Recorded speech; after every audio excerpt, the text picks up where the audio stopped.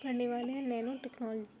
तो nano technology में 10 की घात 9 होती हैं उसको ताकि देखो 10 की घात 1 को डेका हेक्टा किलो इसको से माइक्रो तो इसको 10 की घात 9 जो होता है इसको नैनो कहते हैं।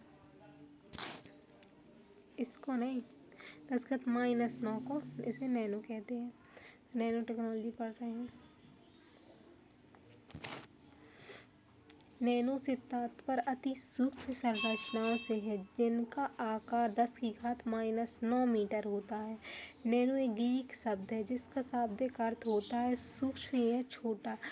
एक मतलब 100 नैनोमीटर या इससे छोटे कणों को नैनो कण माना जाता है। 100 नैनोमीटर या उससे छोटे जो कण होते हैं उन्हें नैनो कण माना जाता है। तो नैनोमीटर है। नैनो से तात्पर्य सूक्ष्म संरचना मतलब कि 10 की घात -9 तो जिनका आकार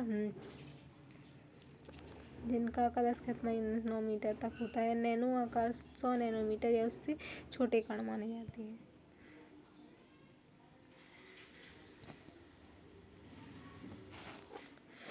तो जैसे इस तरह चलता है deci centi milli micro nano pico फेरो एरो 10 की घात -9 होते हैं जो तो उसे नैनो बोलते हैं। 10 की घात -5 15 हो जाते हैं तो उन्हें क्वांटम चीज़ बोलते हैं। तो 10 की घात 9 वाली चीज़ें पढ़ रहे हैं। नैनो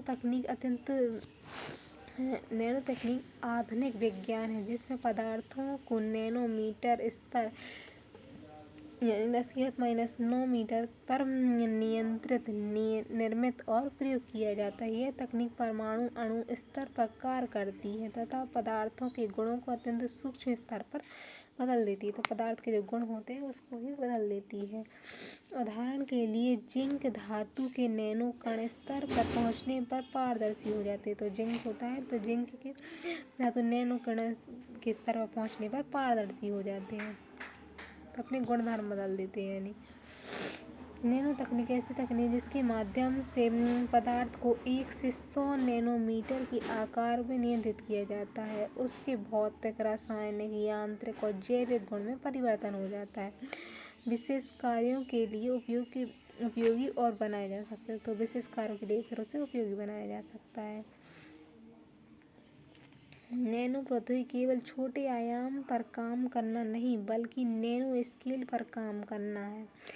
वैज्ञानिकों को इस पैमाने पर पाए जाने वाले पदार्थों के अद्वितीय भौतिक रासायनिक यांत्रिक प्रकाशीय गुणों को समझने उनका उपयोग करने में सक्षम बनाती है।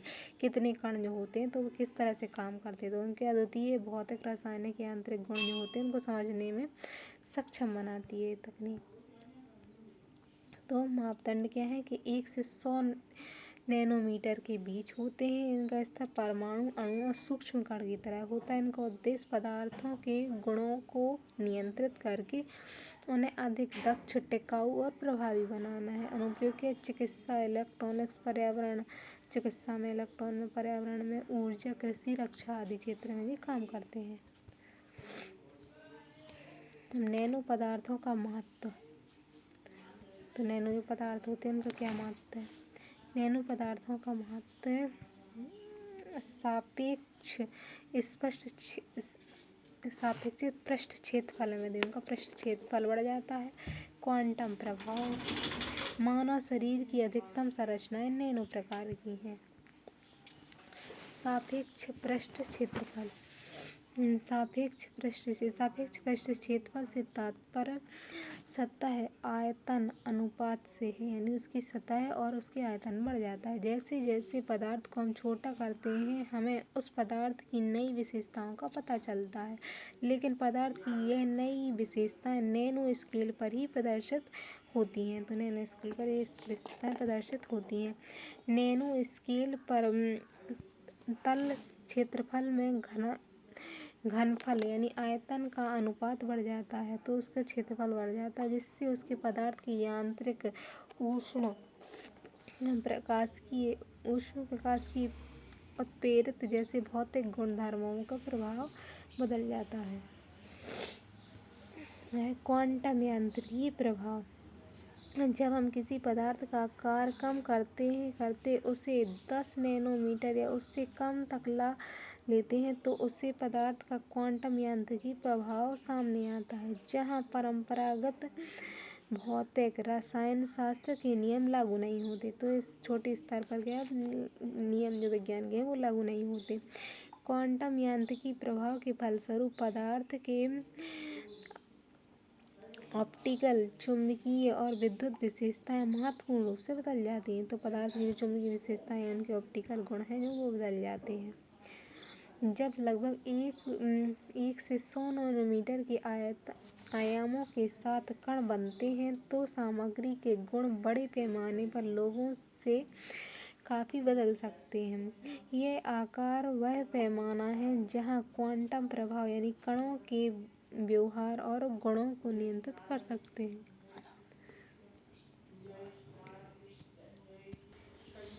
यह आकार वह पैमाना है जहाँ क्वांटम प्रभाव कणों के व्यवहार गुणों को नियंत्रित कर सकते हैं।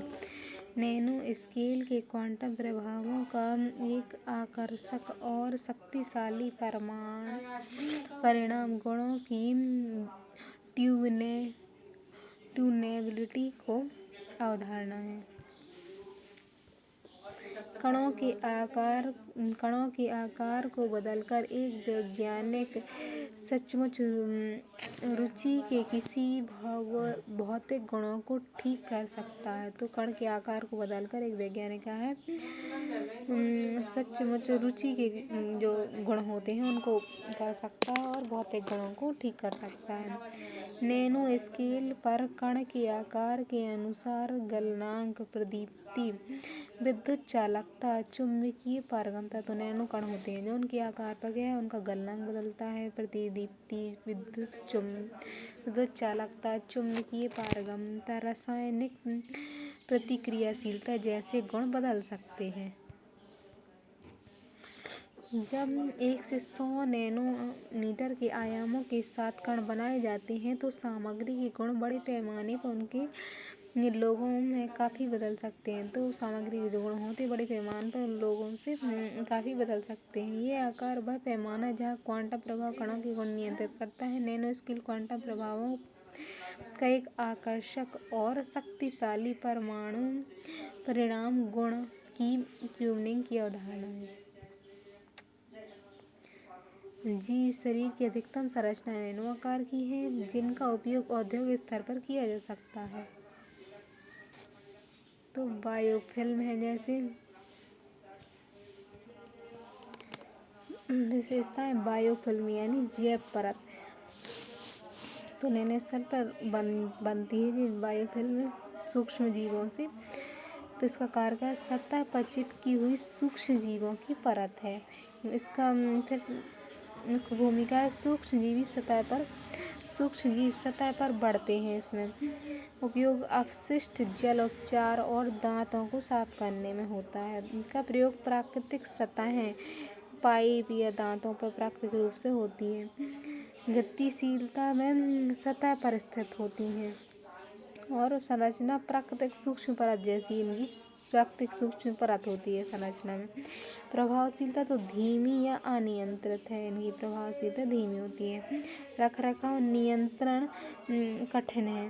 पोषक चक्र में मदद और कुछ क्षेत्रों में उपयोगी होती हैं। पोषक चक्र में मदद करती हैं, कुछ क्षेत्रों में और उपयोगी होती हैं बायोफिल्म। फिर संक्रमण, पाइपलाइन, क्षति, एंटीबायोटिक्स प्रतिरोध ये हैं। तो बायोफिल्म है, बायोफिल्टर है, बायोसेल प्रौद्योगिकी है। तो कौन क्या किस स्तर पर काम करता है इनकी ये वाली चीज़ें हट गई हैं।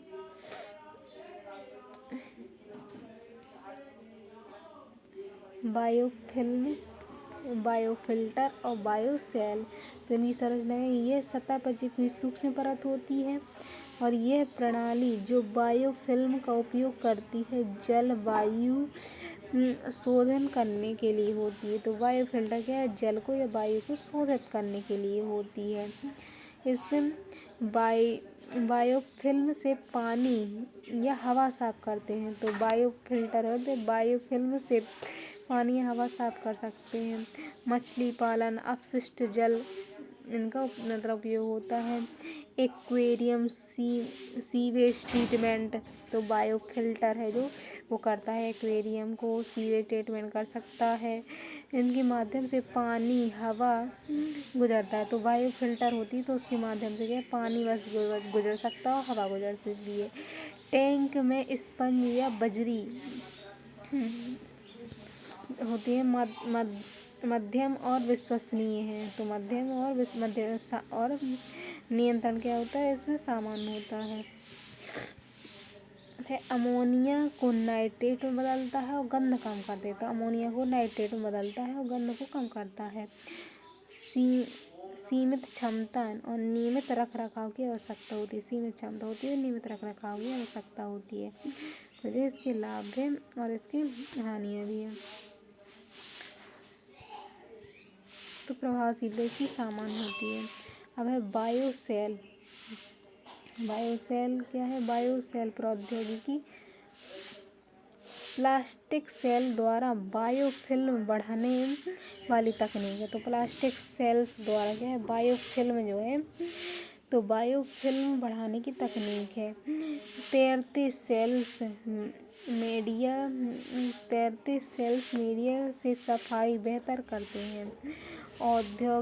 औषधि वितरण, जल शोधन, कृषि, तो जैव सेल आते हैं उसमें। मत्स्य पालन उद्योगों में, सीवेज में सेल पानी में तैरते रहते हैं। इसमें प्लास्टिक सेल वाला टैंक होता है। इसमें उच्च अधिक सतह क्षेत्र के कारण उच्च अधिक सतह होती है। इसका प्रभाव क्या होता है? कम देखभाल की जरूरत होती है।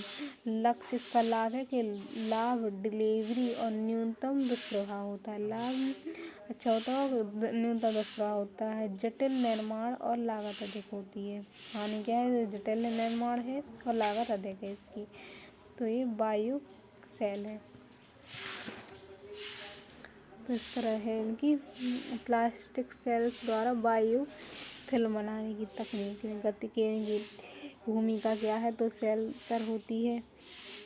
उपयोग क्या है? तो औषधि और जल शोधन में है। प्रयोग में मत्स्य उद्योग, सीवेज में। गति तो सेल पानी में तैरते हैं। इसमें संरचना तो प्लास्टिक सेल वाले टैंक होते। प्रभावशीलता उच्च अधिक सतह क्षेत्र के कारण रख रखाव कम देखभाल की होती है। लाभ ये है डिलीवरी न्यूनतम किस तरह है।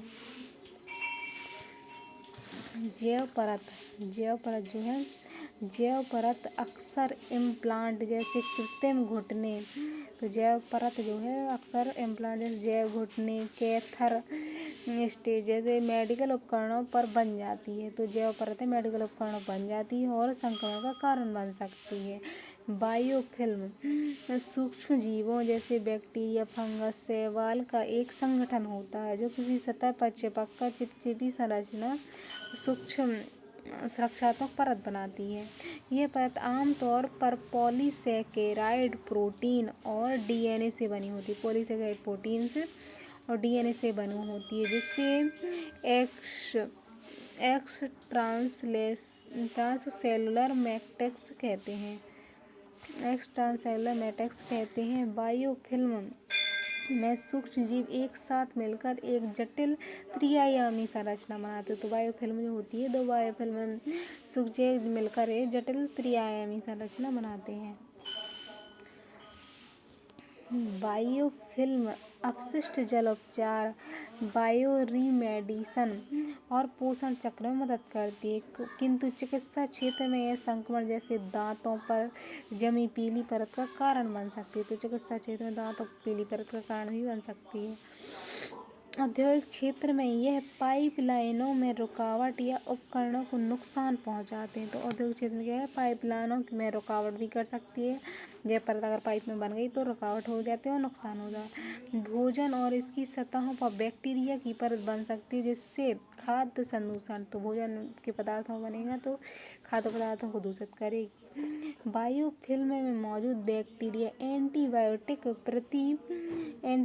के प्रति अधिक प्रतिरोधी हो जाते हैं, जिससे इलाज कठिन हो जाता है। इस प्रकार बायोफिल्म सूक्ष्म जीवों की एक सुरक्षात्मक परत बायोफिल्म में होती है वो क्या है, सूक्ष्म जीव जो होते हैं, सूक्ष्म जीवों की एक सुरक्षात्मक परत होती है जो कुछ जगहों पर हानिकारक, कुछ जगहों पर लाभकारी होती है। जैव नियंत्रण, जैव निष्पादन, जैव नियंत्रण क्या है और जैव निष्पादन क्या है? तो जैव नियंत्रण या बायोफिल्टर ऐसे यंत्र या माध्यम होते हैं जिन्हें सूक्ष्म जीव यानी बैक्टीरिया रहते हैं। तो जैव इसमें क्या है, सूक्ष्म जीव और बैक्टीरिया रहते हैं जो पानी में मौजूद हानिकारक अपशिष्टों को साफ और सुरक्षित रूप से बदलते हैं। तो पानी में मौजूद जो अपशिष्ट होते हैं उनको साफ करते हैं और सुरक्षित रूप से बदल देते हैं। यह तकनीक खासकर जल की सफाई और मत्स्य पालन में बहुत उपयोगी है। तो जल की सफाई कर सकते हैं और मत्स्य पालन करते हैं, तो मत्स्य पालन में बहुत उपयोगी होती है। बायोफिल्टर बिना खाए हुए मछली के चारे, तो बायो जो फिल्टर हैं तो बिना खाए हुए मछली के जो चारे हैं मल को हटाने में मदद करती हैं। तो मछली के जो मल है उसको हटाने में मदद करती है जिससे जल साफ रहता है। तो बायो फिल्टर यही काम करती है। बायो फिल्टर अमोनिया को नाइट्रेट में बदलती है। तो ये यहाँ से क्वेश्चन भी पूछे गए इस टाइप के, बदल देती है, नाइट्रेट में बदल देता है जो कम हानिकारक होते हैं। बायो फिल्टर फास्फोरस की मात्रा को संतुलित रखते हैं। तो फास्फोरस की मात्रा क्या है, ये नहीं, ये पोटेशियम, फास्फोरस भी है तो इसकी मात्रा को क्या संतुलित रखते हैं जिससे जल पोषण संतुलन बना रहता है। बायोफिल्म पानी में मौजूद गंदी हानिकारक पदार्थ हटाकर पानी को मछलियों के लिए उपयुक्त बनाता है। तो पानी के लिए उपयुक्त बनाता है। ये जल की गंध और बैक्टीरिया को भी कम करते हैं। तो जल की जो गंध होती है और बैक्टीरिया को कम करते हैं जिससे स्वस्थ वातावरण बनता है। तो इससे स्वस्थ वातावरण बनता है। जैव सेल प्रौद्योगिकी, जैव सेल प्रौद्योगिकी, जैव सेल प्रौद्योगिकी में सूक्ष्म जीव एंजाइमों रासायनिक पदार्थों को एक सूक्ष्म परत में लपेट जाता है। तो इसमें रासायनिक पदार्थ क्या है, एक सूक्ष्म परत में लपेटा जाता है। जैव पदार्थों एंजाइमों को उनका उपयोग विशिष्ट उद्देश्य के लिए कर सकते हैं जैसे औषधि वितरण में, प्रदूषण में और जल शोधन में। तो एक जैव जो प्रौद्योगिकी में एंजाइम एक परत होती है, जैव परत, उसमें अच्छे से पदार्थ जो होते हैं औषधि डाल दी जाती है और व्यक्ति को दे दिए जाते हैं। हमारे समय पचती नहीं है, सीधे जहाँ जैसे ज़रूरत है जिस कोशिका में वहीं पहुँचती है। जैव सेल प्रौद्योगिकी तो जल शोधन आदि में होता है। जैव सेल एक कोटिंग खोल बनाती है। तो जैव सेल एक कोटिंग या खोल बनाती है जो किसी सक्रिय तत्व जैसे औषधि, बैक्टीरिया, एंजाइम को कवर करती है। यह खोल वातावरण के अनुसार टूटता है। तो ये क्या है, वातावरण के अनुसार टूटता है या प्रतिक्रिया करता है और अंदर मौजूद सक्रिय तत्वों को फिर छोड़ देता है जिससे वह तत्व सही जगह पर सही समय पर काम करता है और अनावश्यक नुकसान या दुष्प्रभाव नहीं होते हैं। तो औषधि डिलीवरी में सहायक है जैव दवाओं को जैव सेल में पैक करके शरीर के अंदर सही स्थान पर पहुंचाया जा सकता है जैसे कैंसर कोशिकाओं तक। तो जल शोधन में जैव सेल में एक सूक्ष्म डाले जाते हैं जो गंदे पानी से धातु या विषैले तत्वों को साफ कर सकते हैं। तो जल शोधन कर सकते हैं इससे। प्रवाल भित्ति संरक्षण, प्रवाल भित्ति होती है जो उनका संरक्षण, इसके माध्यम से विद्युत प्रवाह से समुद्र के भीतर खनिज जमा किए जाते हैं। तो प्रवाल भित्ति में क्या होता है, प्रवाल भित्ति संरक्षण में इसके माध्यम से विद्युत प्रवाह से समुद्र के भीतर खनिज जमा किए जाते हैं जिससे प्रवाल भित्तियाँ तेजी से बढ़ती हैं और समुद्र पारिस्थितिक तंत्र की पुनर्बहाली होती है। फिर कृषि में तो उर्वरकों, कीटनाशकों को जैव सेल में भरकर धीरे धीरे मिट्टी में छोड़ने की तकनीक है कृषि में। तो उर्वरकों, कीटनाशकों को धीरे धीरे मिट्टी में भर के छोड़ा जाता है। ये क्वेश्चन पूछा गया था कि जैव परत मानव ऊतकों के भीतर चिकित्सीय अंतरोपण बना सकती है।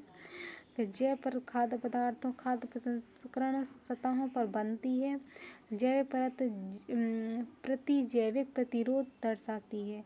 तो जे तो करती है, जे भी करती है। इसका आंसर है डी 3 और जैव प्रतिजैविकी प्रतिरोध भी दर्शा सकती है। तो इसका डी आंसर है। इस तरह का क्वेश्चन था। पुनर्संचरणीय एक्वाकल्चर प्रौद्योगिकी निष्पादन यानी बायोफिल्टर की भूमिका के संदर्भ। बायोफिल्टर क्या है? तो जैव निष्पादन बिना खाए हुए चारे को हटाकर अपशिष्ट उपचार प्रदान करते हैं। तो जैव निष्पादन है बिना खाए हुए जो मत्स्य चारे हैं उनको उनसे क्या है अपशिष्ट उपचार कर सकती है। जो पड़ा है कि हाँ कर सकती है, अपशिष्ट हटा सकती है। फिर जैव निष्पादन मत्स्य अपशिष्ट में विद्यमान अमोनिया को नाइट्रेट में बदल सकती है। तो ये भी कर सकती है। जैव निष्पादन जल में मत्स्य के लिए पोषक तत्वों के रूप में फास्फोरस बढ़ सकती है। तो फास्फोरस बढ़ा नहीं सकती है, संतुलन कर सकती है। इस तरह का था। उसका 2 आंसर था। फिर जैव सेल प्रौद्योगिकी यानी बायो रॉक टेक्नोलॉजी जो है की बातें हैं। इसमें क्षतिग्रस्त प्रवाल भित्तियाँ कोरल लीफ की बहाली होती है। तो ये सही है। फिर पादप अपशिष्टों का उपयोग कर भवन निर्माण जैसी बातें ही नहीं है इसमें। फिर सेल गैस या अन्वेषण निष्कर्षण के लिए क्षेत्रों की पहचान नहीं। वन संरक्षण क्षेत्र में जंगली पशुओं के लिए लवणलेहिकाएं। तो ऐसी बात नहीं पड़ी है कुछ। नैनो तकनीकी इतिहास। नैनो तकनीक का क्या इतिहास रहा है? तो नैनो तकनीकी इतिहास में है इस तरह से 1959 में रिचर्ड फेडमैन ने this plenty of room the bottom यानी नीचे बहुत जगह है इस तरह की बात करी उन्होंने। रिचर्ड फेल्डमैन ने 1974 में नोरियो ताइगुची ने नैनो तकनीकी व्यवहार का उपयोग किया। 1981 में गॉड विन्नी हेवनेट ने इसे स्टेम और एएफ में। फिर फुल्लेरीन की खोज हुई। 1985 में फुल्लेरीन की खोज हुई। 1986 में Eric Drexler engineers of creation the coming और नैनो टेक्नोलॉजी। 1991 में सुमिया मिया कार्बन नैनो ट्यूब है। सरकारों द्वारा योजनागत प्रयास प्रारंभ किए गए 2000 में। 2016 है तो 2016 में इसमें सर फ्रेजर ट्रांसस्टोर्ड जीन पियर सोवेज और बर्न फेरिंग को आणविक मशीनों में डिजाइन उत्पादन के लिए रसायन विज्ञान के लिए नोबेल पुरस्कार मिला। जो अणुओं को एक साथ जोड़कर बनी थी। 2023 में क्वांटम डॉट्स नैनो कणों की खोज के लिए माउंगी बॉवेडी और सुवेस जैसे इनको नोबेल पुरस्कार मिला है। 2023 में ही कैटालिन क्रॉसिको और ड्यू वीसमैन कोविड-19 के खिलाफ लिपिड नैनो पार्टिकल आधारित वैक्सीन का विकास। तो कोविड-19 के खिलाफ नैनो पार्टिकल आधारित जो MR वैक्सीन है तो उसका विकास हुआ। मेडिसिन में भी नोबेल पुरस्कार मिले हैं। 2024 में पहली बार DNA का उपयोग डेटा भंडारण और कंप्यूटर प्रौद्योगिकी के लिए किया गया। तो इस तरह इनका है। 1959 में नैनो तकनीक अवधारणा को सबसे पहले अमेरिका के भौतिक शास्त्री जो हैं रिचर्ड फेडमैन ने अपने प्रसिद्ध व्याख्यान में नीचे बहुत जगह है प्रस्तुत किया। 81 में स्कैनिंग टनलिंग माइक्रोस्कोप का आविष्कार जर्मन भौतिक शास्त्री गॉड विनिंग और हाइनरी रोहरार द्वारा किया गया। इस उपकरण ने सतह को परमाणु स्तर पर देखने और हेरफेर करने की क्षमता प्रदान की, जिससे उन्हें 1986 में नोबेल पुरस्कार मिला। 1985 में रॉबर्ट क्लाउड, रोलैंड क्लाउड और रिच मार्शल ने फुल्लेरीन की खोज की। 1985 में इसमें नैनो तकनीक में एक महत्वपूर्ण कदम था। इसके लिए उन्हें 1996 में रसायन विज्ञान नोबेल पुरस्कार। फुल्लेरीन ने नैनो सामग्री के अध्ययन को बढ़ावा दिया। 1986 में एरिक ड्रेक्सलर ने अपनी पुस्तक सृजन का इंजन नैनो प्रौद्योगिकी का आने वाले युग में नैनो तकनीक की संभावनाओं, उसके सामाजिक प्रभावों का विस्तार की चर्चा की। प्रगति और व्यवसायिक 90 के दशक। 1991 में जापानी वैज्ञानिक सुमियो इजिया ने कार्बनिक नैनो ट्यूब की खोज की। तो सुमियो इजिया ने कार्बनिक नैनो ट्यूब की खोज की। यह नैनो ट्यूब अपनी अवधारणा, ताकत और विद्युत गुणों के कारण नैनो तकनीक में प्रसिद्ध थी। तो जापानी वैज्ञानिक थे, उन्होंने नैनो ट्यूब बनाया। नैनो ट्यूब अपनी अवधारणा और विद्युत गुणों के उपकरण के कारण नैनो तकनीक प्रस्तुत की। 1994 में परमाणु बिल माइक्रोस्कोप और अन्य नैनो स्तरीय उपकरणों का विकास हुआ और इससे नैनो संरचना के निर्माण विश्लेषण आसान बना। 1999 में नैनो अनुसंधान को बढ़ावा देने के लिए अमेरिका में नेशनल नैनो टेक्नोलॉजी इनिशिएटिव की स्थापना हुई। तो नैनो टेक्नोलॉजी के लिए इनिशिएटिव अमेरिका में स्थापना हुई। फिर 2004 में आंद्रे ग्रीम कॉन्स्टेंटिन नोवोसोलोन द्वारा ग्राफीन की खोज। तो इसमें ग्राफीन की खोज 2004 में ग्राफीन की खोज 1985 में हुई थी फुल्लेरीन की खोज। तो ग्राफीन की खोज जिसने नैनो तकनीक में एक नई संभावना खोली और 2010 में भौतिकी नोबेल पुरस्कार भी मिले इन्हें। 2010 के बाद नैनो तकनीक व्यावहारिक उपयोग बढ़ा। तो 2010 के बाद इसका क्या उपयोग होने लगा। नैनो आधारित सेंसर बने, नैनो कोटिंग और नैनो मेडिसिन बने। सेंसर है, कोटिंग है, मेडिसिन ये चीज़ें बने। 1999 में नैनो तकनीक अनुसंधान को बढ़ावा देने के लिए अमेरिका में नेशनल तो ये हो चुका है कि कब क्या हुआ। 2018 में वैज्ञानिकों ने 3D प्रिंटिंग तकनीक 2018 में विकसित की, जो रक्त वाहिकाओं की जटिल ज्यामिति को फिर से बना सकती है। तो रक्त वाहिकाओं की जो जटिल ज्यामिति है उसको बना सकती है। निकट भविष्य में इसका उपयोग कृत्रिम धमनियाँ हैं तथा अंगों के ऊतकों के निर्माण में किया जा सकता है। तो ऊतक निर्माण भी हो सकते हैं इस तकनीक से। वर्ष 2020 में international advance research centre for powder metallurgy and new materials nanomechanicals Inc ने संयुक्त रूप से नैनोलिस्ट 3D नामक एक तकनीक विकसित की। तो ये तकनीक है नैनोलिस्ट 3D माइक्रोस्कोप से जुड़ी तकनीक है। इसकी मदद से किसी वस्तु की सतह पर 3D नक्शे की तरह स्कैन किया जाता है। तो किसी वस्तु है उसकी सतह को क्या 3D स्कैन किया जा सकता है। इसका उपयोग नैनोमीटर स्केल के क्षेत्रों की नैनोमीटर स्केल की संरचना, कठोरता और लचीलेपन को मापने के लिए किया जाता है कि नैनोमीटर स्केल पर कोई वस्तु या संरचना कितनी कठोर है, कितनी लचीली है, ये सब बताता है। तो नैनो पदार्थ हैं उनके गुण। नैनो तकनीक आकार में कमी और गुणों में वृद्धि करती है। तो आकार में क्या कमी करती है लेकिन गुण में वृद्धि करती है। नैनो आकार के पदार्थ मूल गुण बहुत बदल जाते हैं और रंग, क्रियाशीलता, विद्युत गुण आदि में उल्लेखनीय परिवर्तन आ जाता है।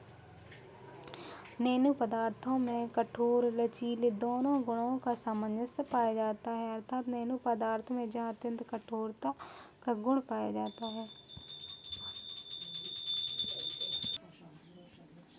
उदाहरण के लिए ग्राफीन स्टील की तुलना में 200 गुना अधिक मजबूत है। तो ग्राफीन जो है स्टील से 200 गुना मतलब मजबूत है। नैनो पदार्थ विद्युत के अच्छे सुचालक हैं, लेकिन फिर भी ये लचीली होती है। नैनो जो पदार्थ हैं वे विद्युत के सुचालक होते हैं। नैनो पदार्थ विद्युत के यानी चालन करते हैं विद्युत का। नैनो पदार्थ द्वारा ऊर्जा के उत्पादन को भी बढ़ाया जा सकता है, ऊर्जा हानि को कम किया जा सकता है। तो ऊर्जा का उत्पादन बढ़ेगा और ऊर्जा की हानि कम हो सकती है। नैनो पदार्थों की सहायता से अतिचालकों का भी निर्माण किया जा सकता है। तो अतिचालक का निर्माण किया जा सकता है। नैनो पदार्थ रसायन स्तर पर अधिक क्रियाशील होते हैं। तो रसायन स्तर है तो उस पर अधिक क्रियाशील होते हैं। किसी भी पदार्थ के नैनो स्तर पर काम करके पदार्थ के नैनो स्तर पर काम करके उसके 1000 गुना हल्का, मजबूत और टिकाऊ बनाया जा सकता है। उदाहरण के लिए सोने के सामान्य कणों का रंग पीला होता है, लेकिन नैनो आकार पर इसके लाल या सफ़ेद कोलाइड विलयन भी बनाया जा सकता है, यानी लाल हो सकता है उसका रंग और सफ़ेद हो सकता है। तो नैनो तकनीकी की पीढ़ियाँ, तो जनरेशन है नैनो तकनीक की। पहली पीढ़ी वर्ष 2005 में आई, 2005 में लिखा है। तो इसमें नैनो तकनीक, नैनो बहुलक, नैनो जेल थे, नैनो धातु थी, नैनो सिमेरिक थे। तो इसमें नैनो जेल बने, नैनो धातुएं बने, सिर्फ टुकड़ों में उसमें तोड़ा गया इस तरह से नैनो स्केल। दूसरी पीढ़ी 2006 से 2010 तक आई, तो ये 2010 तक थी और इसमें नैनो तकनीकी लक्षित दवाएं, नैनो तकनीक से लक्षित जो दवाएं बनी, रसायन, ऊर्जा को संग्रहित करने वाली युक्तियाँ, ट्रांजिस्टर और एम्पलीफायर, ट्रांजिस्टर बने एम्पलीफायर। तो दूसरी पीढ़ी की नैनो टेक्नोलॉजी। तीसरी पीढ़ी की जो 2010 से 15 तक है, नैनो तकनीक में तकनीक तंत्र की पीढ़ी में 3D संरचनाओं का विकास हुआ, जैसे नैनो रोड, नैनो मशीन, इसमें रोड नैनो और नैनो मशीन बनी। तो तीसरी पीढ़ी है, तो 3D इसमें क्या है, 3D संरचनाओं का विकास हुआ, नैनो रोड और नैनो मशीन बनी है तीसरी पीढ़ी।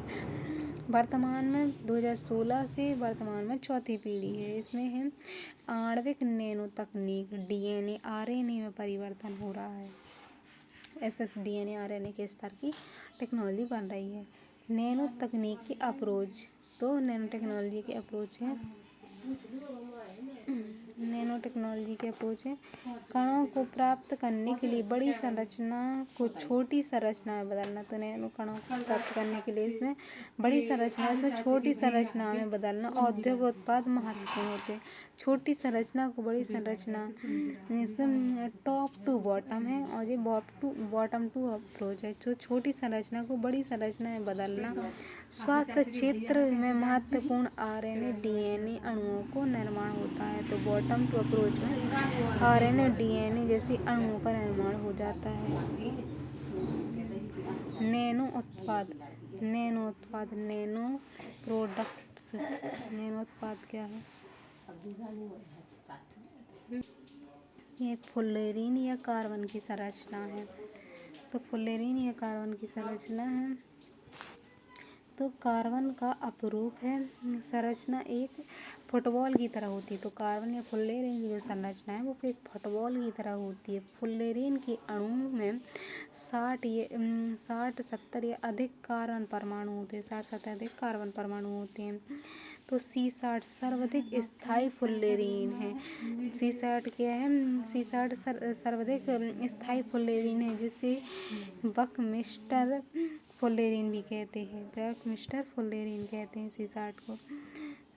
C60 की संरचना में 32 फलक होते हैं, जिसमें 20 फलक षष्ठकोणीय तथा 12 फलक पंचकोणीय होते हैं। तो 20 फलक होते हैं षष्ठकोणीय होते हैं, जिनके 6 कोण यानी 6 कोण होते हैं इस तरह, तो षष्ठकोणीय होते हैं और 12 फलक पंचकोणीय होते हैं। विद्युत का कुचालक है तो C60 जो है संरचना है तो इसकी से विद्युत के कुचालक होते हैं। ये कई धातु के साथ मिश्रित होकर निम्न ताप पर अतिचालक बन सकते हैं। तो कोई धातु है उसके साथ मिश्रित होकर निम्न ताप पर किसी धातु से मिल जाए तो बहुत अधिक चालक बन सकते हैं। वैसे होते कुचालक हैं लेकिन अतिचालक बन सकते हैं। कार्बन के नैनो ट्यूब बेलनाकार फुल्लीन है। कार्बन की नैनो ट्यूब बेलनाकार के फुल्लेरीन है जिनके प्रयोग से बैटरी बनाई जाती है। तो इस तरह इनकी संरचना होती है। ये षष्ठकोणीय ये पंचकोणीय है। C60 की संरचना 62 फलक होती है 12 पंच मतलब ये हो चुका है इनकी बैटरी में। तो ग्राफीन की संरचना है। ये ग्राफीन इस तरह से दिखती है। इस तरह से ग्राफीन कार्बन का एक चौथा अपरूप है ग्राफीन।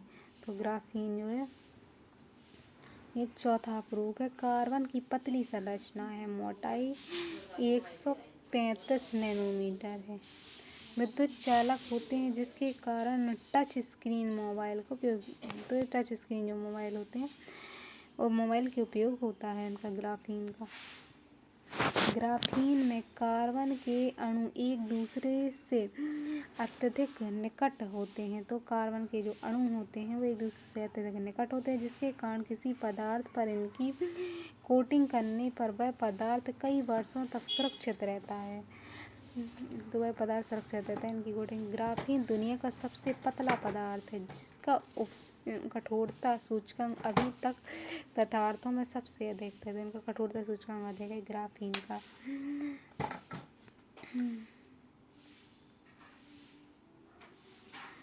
इसे बेलनाकार मोडर कार्बन नैनो ट्यूब बनाते तो इसमें बेलनाकार एक कार्बन का ट्यूब भी बन जाता है जिसका उपयोग दक्षित दवाओं को पहुंचाने में जीन थेरेपी में किया जाता है। खाद्य प्रसंस्करण क्षेत्र में ग्राफीन की सतह से यदि खाद्य की पैकेजिंग की जाती है तो ग्राफीन की जो सतह है ग्राफीन सतह से यदि खाद्य की पैकिंग की जाए तो वह लंबे समय तक सुरक्षित रख सकता है।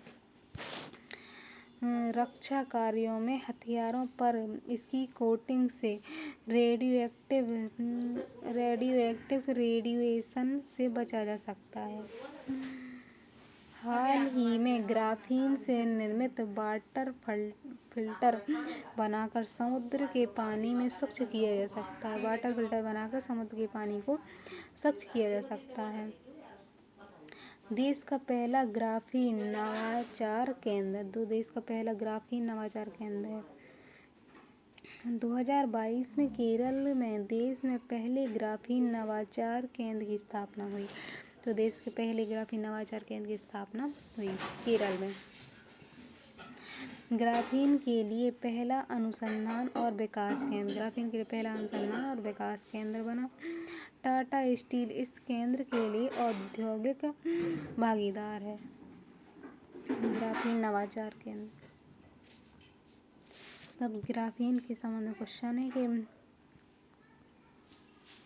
ग्राफीन आजकल मुख्य सुर्खियों में रहा। इस एक अद्वितीय द्विआयामी पदार्थ है और इसकी विद्युत चालकता उच्च होती है। ग्राफीन की वह अब तक जांचे गए सबसे तनु किंतु सबसे शक्तिशाली पदार्थों में से है। वह पूर्णतः सिलिकॉन से बना है और उसकी पारदर्शिता उच्च होती है। टच स्क्रीन LED कार्बन जैसे चल इलेक्ट्रॉन के रूप में इस्तेमाल किया तो ये तो बिल्कुल सही है। देखते हैं इसका आंसर क्या है। इसका आंसर है C 1, 2 और 4 सही है। और दूसरा पहला है द्विआयामी पदार्थ इसकी विद्युत चालकता उच्च होती है तो ये सही है। और दूसरा है ये अब तक जांचे गए सबसे तनु किए गए शक्तिशाली पदार्थ है ये सही है। लेकिन सिलिकॉन से नहीं बना है। ग्राफीन बल्ब तो ग्राफीन के बल्ब भी बनाए जा रहे हैं। बल्ब है ग्राफीन का।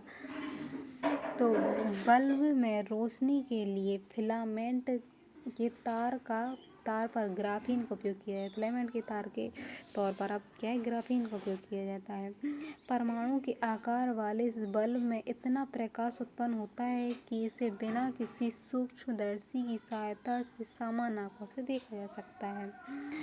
सूक्ष्मदर्शी कार में प्रयोग होने योग्य पदार्थ पैदा करने के लिए बल्ब में फिलामेंट को कई हजार डिग्री तक गर्म करने की ज़रूरत होती है। तो उसमें क्या है, सूक्ष्म कार्य जो प्रकाश पैदा किया जाता है, तो उसमें क्या है, बल्ब के फिलामेंट को कई हजार तक इसमें क्या करना पड़ता है, गर्म करने की ज़रूरत होती थी। लेकिन और सूक्ष्म संरचना पर तापमान को नहीं सह पाती। सूक्ष्म संरचना जो होती थी वो तापमान को इतना नहीं सह पाती थी, तब ग्राफीन का उपयोग हुआ। क्या है, कार्बन नैनो ट्यूब। तो कार्बन के नैनो इस तरह के ट्यूब बन गए हैं ग्राफीन से जोड़कर।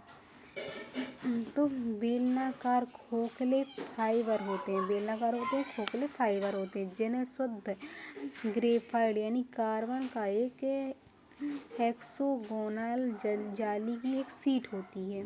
शीट का व्यास का 0.7 से 50 नैनोमीटर तक होता है। 0.7 से 50 नैनोमीटर तक होता है। लंबाई इसकी तो 10 माइक्रोन होती है। तो 10 माइक्रोन इसकी लंबाई होती है। पूरी तरह से कार्बन से युक्त एक खोखली नली। तो कार्बन से युक्त एक इस तरह खोखली नली होती है। नली होने के कारण वजन बहुत कम होता है। इनका वजन क्या है, बहुत कम होता है। आणविक संपर्क अत्यंत मजबूत रूप है। Boron nitride nanotube. तो बोरोन जो है नाइट्राइड नैनोट्यूब है, इस तरह से बोरोन नाइट्राइड नैनोट्यूब। नासा और अमेरिका की बर्मिंघम यूनिवर्सिटी द्वारा, तो नासा की जो बर्मिंघम यूनिवर्सिटी है उसके द्वारा सुपरसोनो के निर्माण संबंधी बाधाओं का समाधान करने के लिए बोरोन नाइट्राइड नैनोट्यूब का प्रयोग हुआ। सुपर प्लेनों के निर्माण संबंधी जो बाधाएं हैं उनके ट्यूब के लिए उच्च तापमान और तनाव सहने की क्षमता। तो उच्च तापमान सह सकते हैं और तनाव सहने की क्षमता होती है। ऊष्मा के स्वचालक परंतु विद्युत के कुचालक। तो ऊष्मा का स्वचालन करते हैं लेकिन विद्युत का कुचालन करते हैं।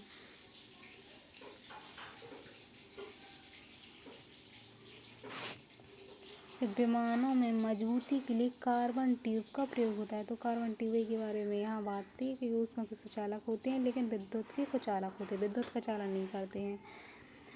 Carbon nano tube 4000 degree Celsius से अधिक तापमान पर स्थिर अवस्था में नहीं रह पाती, क्योंकि बोरोन 4000 से मतलब 400 डिग्री सेल्सियस तापमान है तो उस पर स्थिर अवस्था में नहीं पाती। जबकि boron nitride nano tube, boron के जो ट्यूब होते हैं, ट्यूब 900 डिग्री सेल्सियस पर स्थिर अवस्था में बनी रह सकती हैं।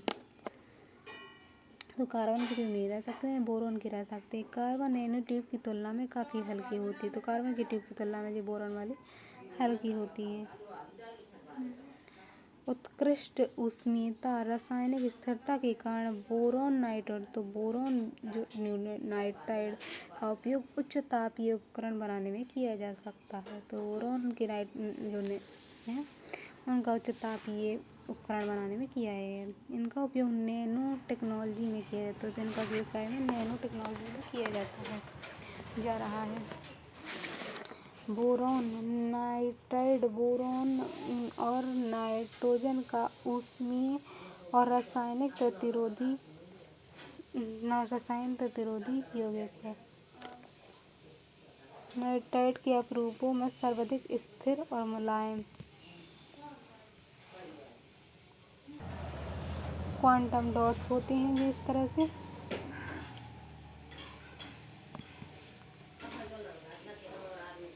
क्वांटम डॉट्स मानव निर्मित नैनो स्केल क्रिस्टल होते हैं। तो क्वांटम डॉट्स क्या है, मानव निर्मित के नैनो स्केल क्रिस्टल हैं जो इलेक्ट्रॉन का एक स्थान से दूसरे स्थान पर संचरण करते। तो नैनो इलेक्ट्रॉन जो होते हैं, इन इलेक्ट्रॉनों का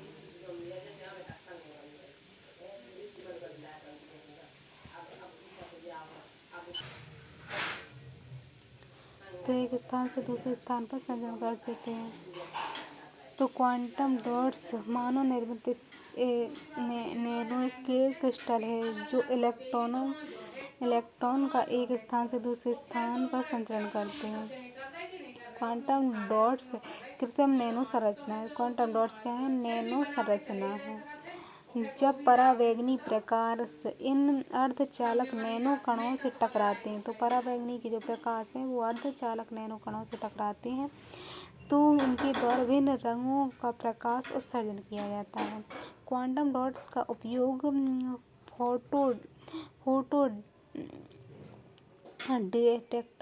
फोटो डिटेक्टर में अवरक्त और दृश्य प्रकाश दोनों का पता लगाने के लिए किया जाता है।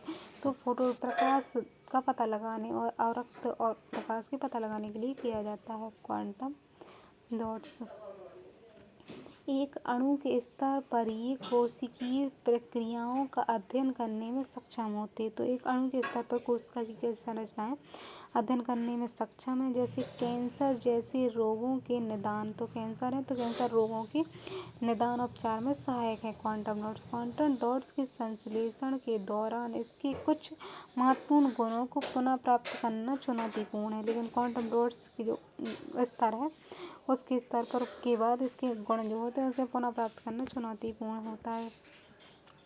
तो quantum dots nano titanium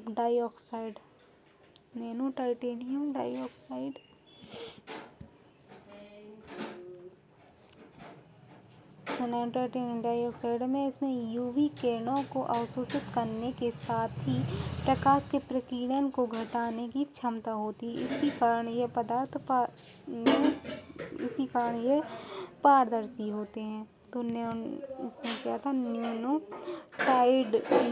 titanium dioxide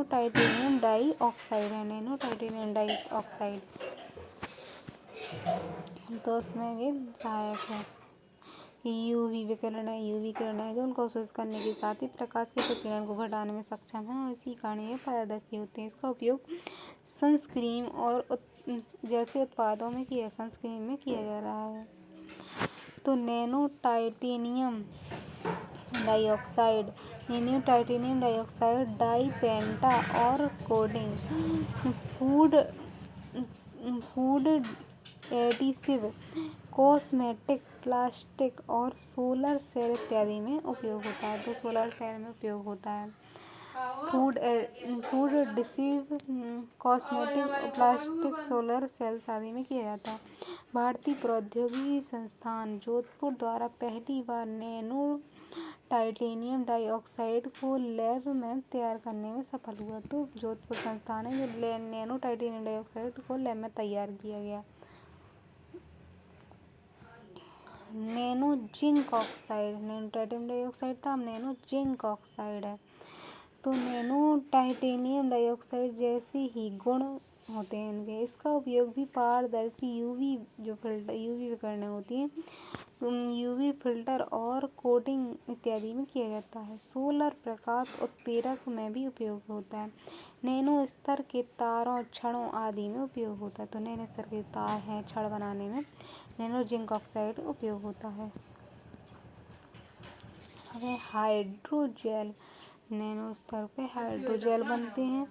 hydrogel में वैज्ञानिकों ने एक इंजेक्टेबल हाइड्रोजेल विकसित किया। तो वैज्ञानिकों ने इंजेक्टेबल हाइड्रोजेल विकसित किया जो कैंसर का इलाज करने में मदद करता है। तो कैंसर का इलाज करने में मदद करता है ये हाइड्रोजेल। कैंसर रोधी दवाओं का भंडार बनाकर काम करता है।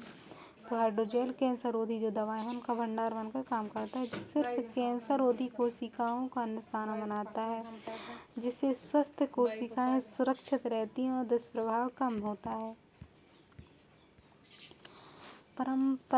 पारंपरिक इलाज में जैसे कीमोथेरेपी, जहाँ स्वस्थ कोशिकाओं को भी नुकसान कीमोथेरेपी जो होती है वो स्वस्थ कोशिकाओं को भी नुकसान पहुँचाती थी, वहीं ये हाइड्रोजेल ऐसा नहीं करता है, सिर्फ जहाँ ज़रूरत है वहीं पहुँचता है। यह जैव संगत और प्राकृतिक रूप से नष्ट हो जाने वाला होता है, तो प्राकृतिक रूप से नष्ट भी हो जाता है। इसकी संरचना शरीर की कोशिकाओं जैसी है। तो हाइड्रोजेल है जो शरीर की कोशिकाओं जैसी होती है, जिससे यह चिकित्सा में बहुत उपयोगी होता है। तो इससे क्वेश्चन भी पूछा गया है। तो हाइड्रोजेल का प्रयोग तो रोगियों को नियंत्रित औषधि डिलीवरी में, पित्तचाल वातानुकूल प्रणाली, औद्योगिक स्नेहक, तो ये सब नहीं है और सिर्फ ये है। बोरॉन नाइट्राइड ट्यूब, तो बोरॉन नाइट्राइड ट्यूब भी बोरॉन है Br, तो बोरॉन के नाइट्राइड ट्यूब बनाते हैं। तो फरवरी 2024 में अमेरिका के राइस यूनिवर्सिटी के शोधकर्ता, तो 2024 है, 2024 में जो अमेरिका की राइस यूनिवर्सिटी है उसके शोधकर्ताओं द्वारा ऊष्मा के सुचालक किंतु विद्युत के कुचालक, तो बोरॉन नाइट्राइड जो होते हैं ऊष्मा के सुचालक होते हैं, विद्युत के लेकिन कुचालक होते हैं, और 900 डिग्री सेल्सियस तक तापमान को सहने में भी सक्षम होते हैं। बोरॉन के जो ट्यूब होते हैं स्टील से अधिक मजबूत होते हैं। हाइपरसोनिक विमानों के निर्माण में इनका उपयोग, तो हाइपरसोनिक बहुत तेज वाले गति वाले जो विमान होते हैं उनमें इनका उपयोग हो रहा है बोरॉन नाइट्राइड ट्यूब का। अब वो नैनो सल्फर, तो सल्फर के होते हैं, तो नैनो सल्फर क्या है। 2025 में ऊष्मा और संसाधन संस्थान TERI द्वारा नैनो सल्फर विकसित हुआ। जैव तरीके से तैयार किया गया नैनो आकार का उर्वरक है, तो जैव तरीके से उपयोग किया गया नैनो आकार का उर्वरक होता है। भारत की तिलहन और सरसों के उपज को 30 से 40% तक बढ़ाने में सक्षम है। तो भारत की तिलहन जो है तिलहन फसलें तिलहन को सरसों के उपज को 30 से 40% तक बढ़ाता है, बढ़ाने में सक्षम है। तो नैनो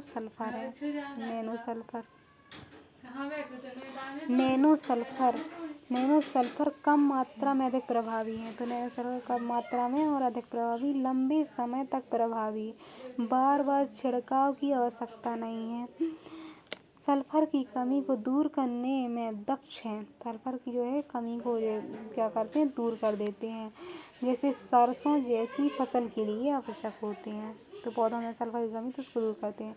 नैनो कण पौधों द्वारा आसानी से अवशोषित है, तो पौधों द्वारा आसानी से अवशोषित होते हैं, जिससे पौधे को तुरंत पोषण मिल जाता है। बेहतर पोषण अवशोषण से मिट्टी पर रासायनिक उर्वरकों का बोझ कम होता है, तो बेहतर पोषण अवशोषण से मिट्टी पर रासायनिक पदार्थ होते हैं इनके उर्वरकों का बोझ कम पड़ता है। लागत प्रभावी है, यानी 500 मिली बोतल की कीमत 500 मिली बोतल जो है उसकी कीमत 450 तक है और पारंपरिक उर्वरकों से ये सस्ता है। नैनो प्रौद्योगिकी के विभिन्न क्षेत्रों में अनुप्रयोग, नैनो प्रौद्योगिकी विभिन्न क्षेत्रों में इसका प्रयोग होता है। तो नैनो तकनीक का कृषि क्षेत्र में प्रयोग, तो नैनो तकनीक है और इसका कृषि क्षेत्र में प्रयोग करते हैं, नैनो का, जैसे फसलों की वृद्धि के लिए, कीट प्रबंधन के लिए, मत्स्य स्वास्थ्य के लिए, नैनो सेंसर बनाने में, तो इन चीज़ों में इनका उपयोग होता है।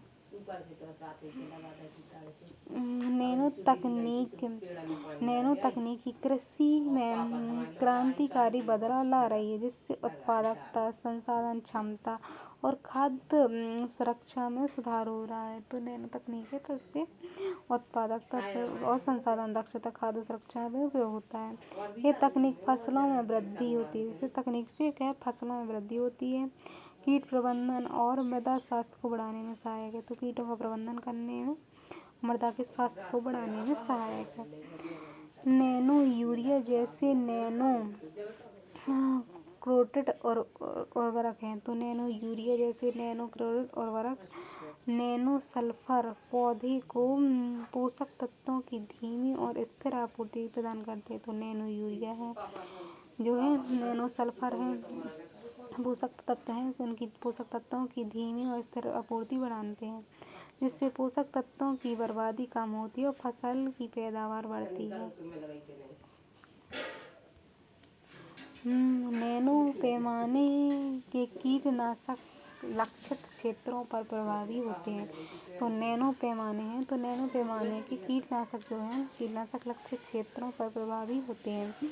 कम मात्रा में उपयोग से पर्यावरणीय विषाक्तता कम मात्रा में प्रयोग होते हैं, इसलिए विषाक्तता भी कम फैलती है और बार बार छिड़काव की आवश्यकता को कम करते हैं। कीटनाशक, नैनो कीटनाशक। फिर मिट्टी की नमी यानी पोषक तत्वों रोगजनकों की वास्तविक समय की निगरानी करते हैं। तो मिट्टी की नमी है, उनके पोषक तत्व हैं और रोग किस कारण होता है, इनकी निगरानी करने के लिए नैनो सेंसर का उपयोग होता है। नैनो सेंसर मिट्टी में पोषक तत्वों की कमी पहचान लेते हैं। तो नैनो सेंसर है। नैनो पैमाने के कीटनाशक लक्ष्य स्थान पर प्रभावी होते हैं। नैनो जो पैमाने कीटनाशक तो लक्षित स्थान पर प्रभावी हो जाते हैं, जिससे कम मात्रा में उपयोग होते हैं, पर्यावरण विषाक्तता कम होती है, छिड़काव भी कम आवश्यकता होती है, मिट्टी की नमी, पोषक रोगजनक निगरानी करते हैं, सेंसर का उपयोग किया जाता है। सब हो चुकी हैं बातें। जैसे ईफो नैनो यूरिया तरल, तो ये एक यूरिया बनाई हुई है, पेश है जिसमें किसानों की दुनिया के लिए नैनो यूरिया है। तो किसानों की इससे आय बढ़ती है, फसल की उपज भी बढ़ जाएगी और सस्ता भी पड़ेगा, पोषण में सहयोगी होगी, मिट्टी की गुणवत्ता बढ़ेगी और लागत में कम है। नैनो तकनीकी का स्वास्थ्य क्षेत्र में प्रभाव। नैनो टेक्नोलॉजी है, उसका स्वास्थ्य पर क्या प्रभाव है। तो स्वास्थ्य पर प्रभाव के लिए है लक्षित दवा बनाएगी स्वास्थ्य के लिए। अभी कृषि के लिए पढ़ रहे थे, अब स्वास्थ्य के लिए, तो लक्षित दवा बनेगी। बीमारियों को भी पहचाना जा सकता है। वैक्सीनेशन में, कोडिंग में यानी कोडिंग करने में उसके अंदर दवा भर जाती है। कैंसर के इलाज में तो ये नैनो स्केल मतलब प्रयोग हो जाता है। नैनो तकनीक चिकित्सा क्षेत्र में विशेष रूप से दवा वितरण, निदान, उपचार में क्रांतिकारी बदलाव ला रही है।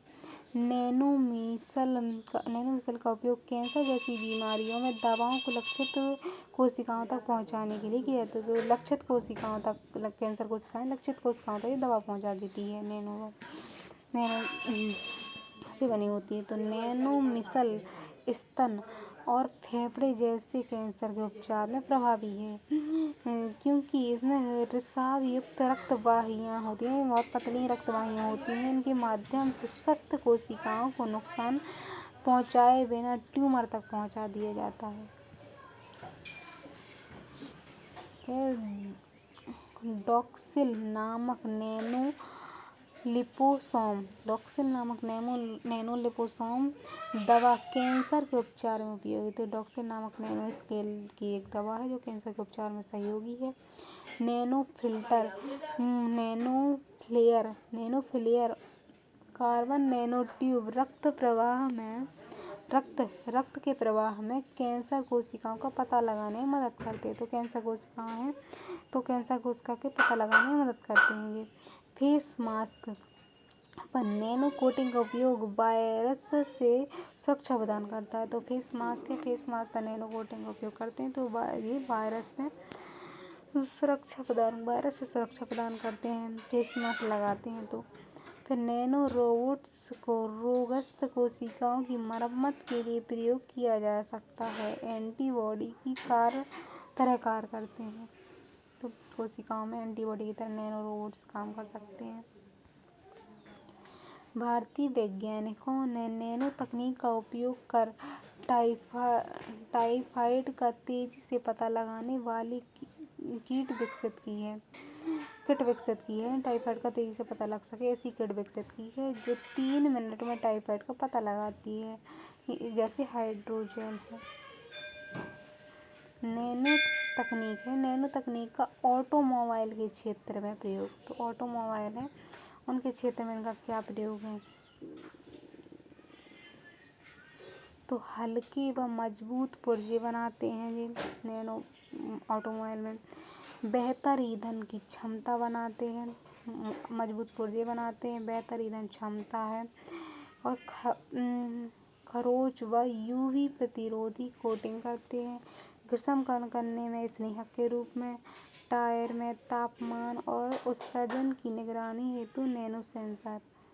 तो नैनो सेंसर का उपयोग भी कर सकते हैं, सेंसर के रूप में उपयोग कर सकते हैं।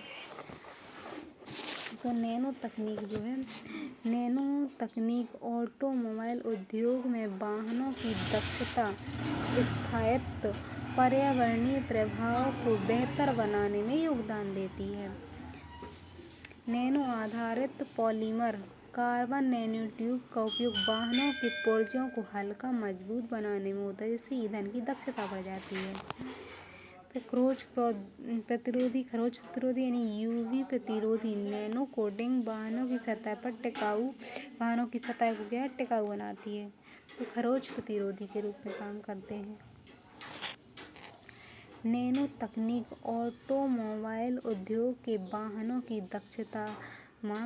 दक्षता अच्छी करती है, स्थायित्व तो पर्यावरणीय प्रभाव को बेहतर बनाने में योगदान करते हैं। नैनो आधारित पॉलीमर जैसे कार्बन नैनोट्यूब का उपयोग वाहनों के पुर्जों को हल्का मजबूत देते पड़ चुके हैं। नैनो कणों से युक्त स्नेहक, जो स्नेहक होते हैं, मतलब जो नैनो कण से घर्षण को ये कम करते हैं, जिससे इंजन का जीवन काल बढ़ता है और ईंधन की दक्षता कम होती है। ईंधन की जो खपत कम होती है, दक्षता तो अच्छी रहती है। नैनो सेंसर वाहनों में टायर प्रेशर, तापमान, ऊर्जा निगरानी आदि में उपयोग किए जाते हैं। नैनो तकनीक है अब रक्षा के क्षेत्र में प्रयोग। रक्षा के क्षेत्र में क्या काम करती है, तो गुप्तता बढ़ाने में नैनो कोटिंग, तो गुप्तता बनी रहती है रक्षा में। हल्के सटीक हथियार बनाए जा सकते हैं। रसायन के खतरे पहचानने में सेंसर बनाते हैं कि रसायन कहाँ खतरे हो रहे हैं, तो रसायन खतरे पहचानने में सेंसर होते हैं। जैविक और रासायनिक सुरक्षा हेतु नैनो सेंसर, तो जैविक और रासायनिक सुरक्षा के लिए नैनो सेंसर होते हैं। नैनो तकनीक रक्षा के क्षेत्र में सामरिक तकनीक क्षमताओं को बढ़ाने में महत्वपूर्ण भूमिका निभा रही है। तो नैनो तकनीक जो रक्षा के क्षेत्र में क्या सामरिक और तकनीक क्षमता बढ़ाने में महत्वपूर्ण भूमिका निभा रही है। नैनो कोटिंग मेटामोरियल रेडार, तो नैनो कोटिंग में मेटामोरियल रेडार तापीय संकेतों को कम करते हैं। तापीय संकेत हैं तो उनको कम करते हैं, जिससे सैन्य उपकरण की गुप्तता बढ़ती है। जो ताप के जो संकेत हैं उनको कम करते हैं, तो सैन्य उपकरण की गोपनीयता बढ़ जाती है। नैनो तकनीक का उपयोग हल्के, मजबूत और सटीक हथियार के निर्माण में, तो सटीक अच्छे मजबूत हथियार बनाते हैं। फिर रासायनिक खतरे का भी पता लगाने में नैनो सेंसर का उपयोग होता है। DRDO द्वारा विकसित नैनो आधारित सेंसर रासायनिक और जैविक खतरे में तेजी से पता लगाने में सक्षम है, जो युद्ध में सैनिकों की सुरक्षा बढ़ाते हैं। नैनो तकनीक का प्रयोग ऊर्जा के क्षेत्र में कैसा है, तो ऊर्जा के क्षेत्र में इनका प्रयोग नैनो का, तो ऊर्जा में क्या है कि ग्राफीन आधारित उच्च बैटरी, तो ग्राफीन के आधार पर उच्च बैटरी बनाई जाती है, जो उच्च ऊर्जा घनत्व और लंबी आयु की होती हैं, तो अच्छी बैटरी बन सकती हैं। सौर पैनल की दक्षता, सौर पैनल जो है, सौर पैनल की दक्षता में वृद्धि होती है। स्वच्छ ऊर्जा के लिए हाइड्रोजन संग्रहण तकनीक, तो स्वच्छ ऊर्जा है, तो स्वच्छ ऊर्जा के लिए हाइड्रोजन संग्रहण तकनीक है। कार्बन नैनो ट्यूब से विद्युत उत्पादन, कार्बन नैनो ट्यूब है, तो कार्बन नैनो का जो ट्यूब बनाई थी इस तरह की लंबी लंबी, उससे क्या है विद्युत उत्पादन यानी परमेक जैसे उपकरण बनते हैं।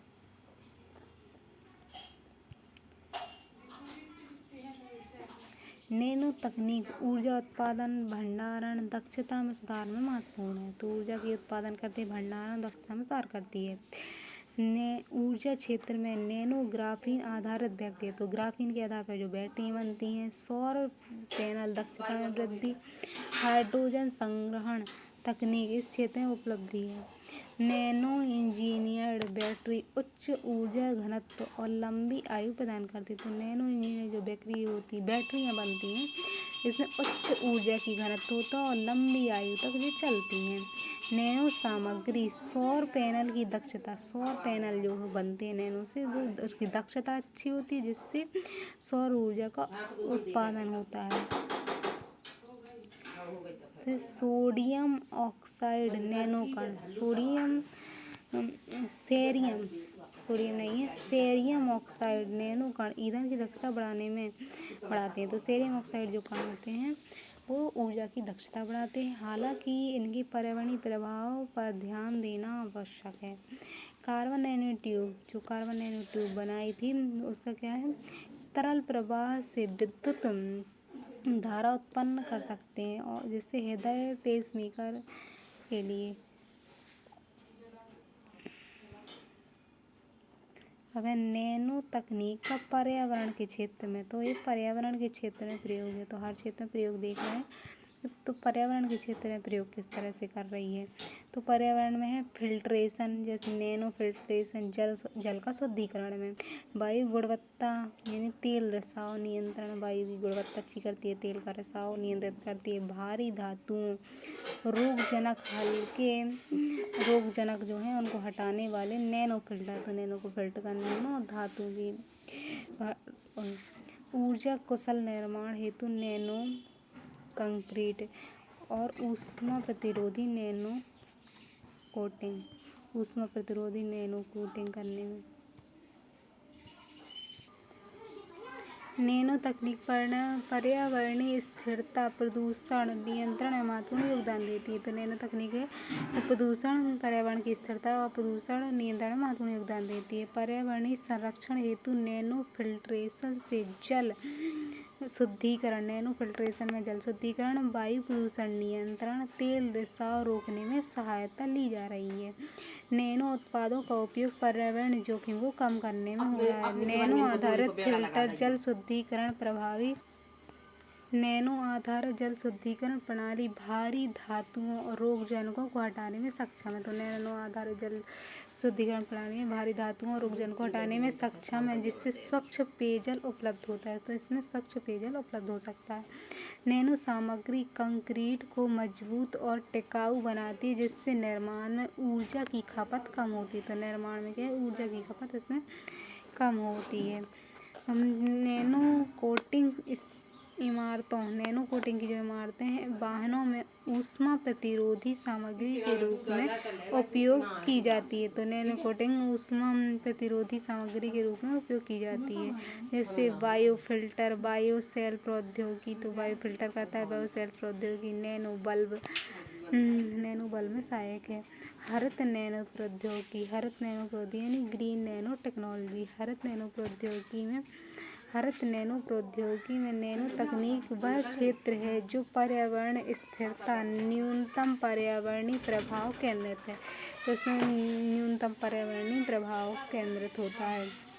ये पर्यावरण अनुकूलित प्रक्रियाओं उत्पादों को विकसित करने में नैनो पैमाने की सामग्री और तकनीकों का उपयोग करती है। तो नैनो पैमाने की जो सामग्री है और तकनीक है उसका उपयोग करती है, जिससे संसाधन दक्षता बढ़ती है और प्रदूषण कम होता है। तो संसाधन की दक्षता भी बढ़ जाती है और प्रदूषण भी कम हो जाता है। ये तकनीक पर्यावरण की चुनौतियाँ हैं प्रदूषण नियंत्रण, ऊर्जा की दक्षता, संसाधनों को संरक्षण को हल करने में महत्वपूर्ण भूमिका निभाती है। तो पर्यावरण की जो प्रदूषण और नियंत्रण की जो चुनौतियाँ उनको कम करने में भूमिका निभाती है। हरित नैनो प्रौद्योगिकी के लाभ, तो कम संसाधन का उपयोग, हरित नैनो प्रौद्योगिकी कम संसाधनों का उपयोग करती है। नैनो सामग्री कम मात्रा में प्रभावी होती है, जिससे कच्चे माल की खपत कम होती है। तो कम सामग्री का उपयोग करती है। फिर न्यूनतम अपशिष्ट, तो हरित प्रक्रिया उत्पादन के दौरान अपशिष्टों को कम करती है। तो हरित प्रक्रिया जो करती है उत्पाद करती है उससे अपशिष्टों का कम उत्पादन करती है। पारिस्थितिकी संतुलन, पर्यावरण को नुकसान को कम करके, पर्यावरण है तो पर्यावरण में नुकसान को कम करके जैव विविधता को बनाए रखने में मदद करती है। ऊर्जा संरक्षण, ऊर्जा कुशल प्रक्रियाओं और उत्पाद ग्रीन हाउस गैस उत्सर्जन को कम करते हैं। तो ऊर्जा की जो कुशल प्रक्रियाएं होती हैं, ऊर्जा कुशल प्रक्रियाएं उत्पाद ग्रीन हाउस गैस उत्सर्जन को कम करती हैं। चुनौतियां हैं तो विषाक्तता जोखिम है, यानी कुछ नैनो सामग्रियों का पर्यावरण और मानव स्वास्थ्य पर दीर्घकाल के प्रभाव अभी पूरी तरह से समझा नहीं गया है कि किस तरह प्रभाव पड़ सकता है। फिर उच्च लागत है। हरित नैनो प्रौद्योगिकी के अनुसंधान और विकास में उच्च प्रारंभिक लागत, यानी इस प्रौद्योगिकी अभी शुरुआत है तो लागत भी अधिक है। विनिर्माण ढांचे की कमी है। नैनो सामग्री के उपयोग और निपटान के लिए स्पष्ट नियमों का अभाव है कि इसके लिए कौन से नियम लगेंगे, ये इसका अभाव है। तो विशालता है, उच्च लागत है और विनियम ढांचे की कमी है। नैनो बल्ब टेक्नोलॉजी, तो नैनो की जो बल्ब बनते हैं तो नैनो बल्ब टेक्नोलॉजी ये दिसंबर 2024 में केंद्रीय वन, पर्यावरण, जलवायु परिवर्तन मंत्रालय दिल्ली स्थित राष्ट्रीय प्राणी उद्यान में नैनो बल्ब टेक्नोलॉजी शुभारंभ किया गया। तो दिल्ली के इस राष्ट्रीय केंद्र प्रौद्योगिकी में किया गया। इसका उद्देश्य क्या है? जलीय जीवों के स्वास्थ्य को बढ़ावा देने के लिए जीवन वो पानी की सफाई और शुद्धिकरण। तो जलीय जीव हैं तो जलीय जीवों के स्वास्थ्य को बढ़ावा देने के लिए पानी की सफाई और शुद्धिकरण करना है। यह तकनीक जल दुर्गंध शैवाल निर्माण, तो ये तकनीक है जल में दुर्गंध होती है, शैवाल के निर्माण, तालाब की गंदे पानी के कारण होने वाले रंग परिवर्तन को रोकती है। नैनो बल्ब ये इनका आकार 70 से 120 नैनोमीटर होता है। किसी भी गैस का उपयोग करके निर्मित होते हैं। तो किसी गैस का उपयोग करके नैनो बल्ब निर्मित होते हैं। किसी तरह से तरल में रोपिंग, जलोपचार, जलीय कृषि, खाद्यान्न प्रसंस्करण, अन्य औद्योगिक क्षेत्र में इनका प्रयोग होता है। तो कृषि के जलोपचार में, कृषि में, जल कृषि में आदि में उपयोग होते हैं। जल में शैवाल आदि जैसी अशुद्धियों को हटाकर गंदे पानी को साफ करने में सक्षम है। तो जल है तो जल में शैवाल आदि की अशुद्धियों को हटाते हैं और गंदे पानी को साफ करने में सक्षम है। नैनो बबल्स 100 क्यूबिक मीटर होता है। तो नैनो बबल्स के बारे में, नैनो तकनीक के नुकसान और चुनौतियाँ। नैनो तकनीक की चुनौतियाँ क्या है? स्वास्थ्य जोखिम। नैनो कण जैव प्रणाली में आसानी से प्रवेश कर सकते। तो नैनो कण है तो जैव प्रणाली है, जो जैविकों की प्रणाली, उसमें आसानी से प्रवेश कर सकते हैं, जिससे मानव स्वास्थ्य पर गंभीर विषाक्त प्रभाव पड़ सकता है। तो मानव स्वास्थ्य उस पर विषाक्तता पर प्रभाव पड़ सकता है। उदाहरण के लिए नैनो कण लंबे समय तक होते हैं तो उनके लंबे समय तक संपर्क करते हैं तो फेफड़े और अन्य अंगों को नुकसान पहुंचा सकते हैं। नैनो कण पर्यावरण पर भी प्रभाव हो सकता है। तो नैनो कण पर्यावरण में विषाक्तता बढ़ा सकते हैं, जैसे सोडियम ऑक्साइड। नैनो कण ईंधन के उपयोग होने पर पर्यावरण को नुकसान पहुंचाते हैं। तो सोडियम नहीं था, सेरस ऑक्साइड जो ईंधन कण के रूप में उपयोग हो रहे थे तो पर्यावरण को नुकसान पहुंचा सकते हैं। नैतिक और सामाजिक मुद्दे हैं। तो नैनो तकनीक के लाभों का समान वितरण। नैनो तकनीक है तो नैनो तकनीक के लाभ हैं तो लाभों का समान वितरण और सामाजिक असमानताओं को बढ़ाने में संभावित चिंता का विषय है। तो ये समाज में असमानता भी बढ़ सकती है इससे। फिर विनिमय की कमी है। नैनो सामग्री के उत्पादन उपयोग में स्पष्ट विनियमन की कमी है और जोखिमों को बढ़ा सकती है। तो नियम कानून भी नहीं है और किस तरह से सामग्री पहुंच रही है। तो अनुसंधान की कमी। नैनो कणों को दीर्घकालिक विषाक्तता, पर्यावरण के प्रभाव पर अनुसंधान अभी सीमित है, यानी इनका ज़्यादा रिसर्च नहीं की गई है। तो निष्कर्ष ये है कि नैनो तकनीक अभी अपने विकास के आरंभिक दौर में है। यद्यपि इस तकनीक के अनेक लाभ हैं किंतु साथ ही चुनौतियां भी जुड़ी हुई हैं। अतः वैज्ञानिकों को इस संबंध में प्रयत्न करना चाहिए कि इसके लाभ की संभावनाओं को विस्तार देते हुए इससे उत्पन्न होने वाली हानि को न्यूनतम किया जा सके। जो हानि हो रही है तो उसको न्यूनतम किया जा सके, ताकि नैनो तकनीक का अधिकतम उपयोग मानव कल्याण और विकास में किया जा सके। तो इसका विकास में काम किया जा सके इसके लिए। ग्रेगो बर्ड्स 1986 में एरिक ड्रेक्सल द्वारा प्रयुक्त शब्द है ग्रेगू। इनके अनुसार भविष्य में एक दिन नैनो मशीन, ग्रेगू ने बताया कि एक दिन में नैनो मशीन संपूर्ण जैव जगत को समाप्त कर देगी। तो इनका ऐसा कथन था। हालांकि ये परिकल्पना मात्र है, संभावना तो नहीं है, परिकल्पना है। नैनो तकनीक का जिम्मेदारीपूर्ण विकास, तो जिम्मेदारी से इसका विकास किया जाए और फिर सुरक्षित उपयोग हो। तो नैनो प्रौद्योगिकी के तेज़ी से हो रहे विकास के साथ, नैनो प्रौद्योगिकी जो है उसमें तेज़ी से विकास हो रहा है, तो विकास के साथ ये सुरक्षित करना अनिवार्य हो जाता है कि यह वैज्ञानिक सुरक्षा, नैतिक, समावेशी, पर्यावरण के अनुकूल हो। तो कि विज्ञान की सुरक्षा हो, नैतिक हो और समावेशी हो, पर्यावरण के अनुकूल हो। तो इसके लिए सरकार को निम्नलिखित प्रयास करने चाहिए, सुरक्षा करनी चाहिए, नियम बनाने चाहिए, समावेशिता, ये सब मतलब करने चाहिए। तो स्वास्थ्य, सुरक्षा और पर्यावरण,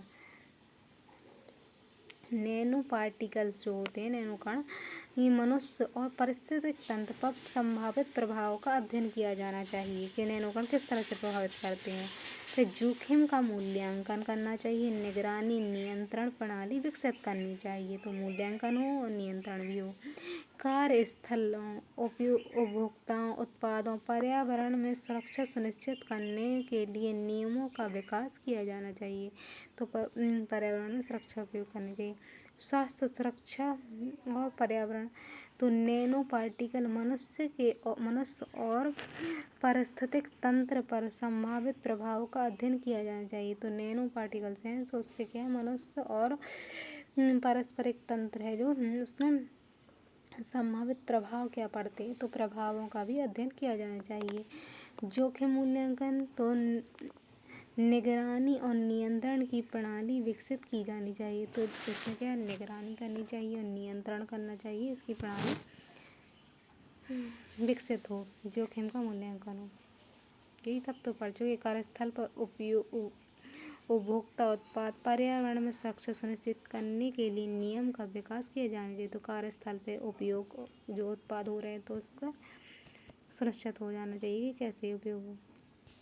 नैतिक, कानूनी, सामाजिक मुद्दे, तो कानून के मुद्दे भी हैं, समाज के मुद्दे हैं।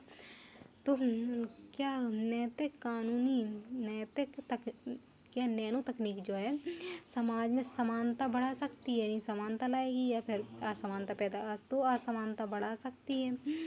क्या इसका उपयोग मानवीय अधिकारों पर अधिकार या निजता का उल्लंघन, यानी ये मानव के अधिकारों का और निजता का उल्लंघन भी कर सकती है।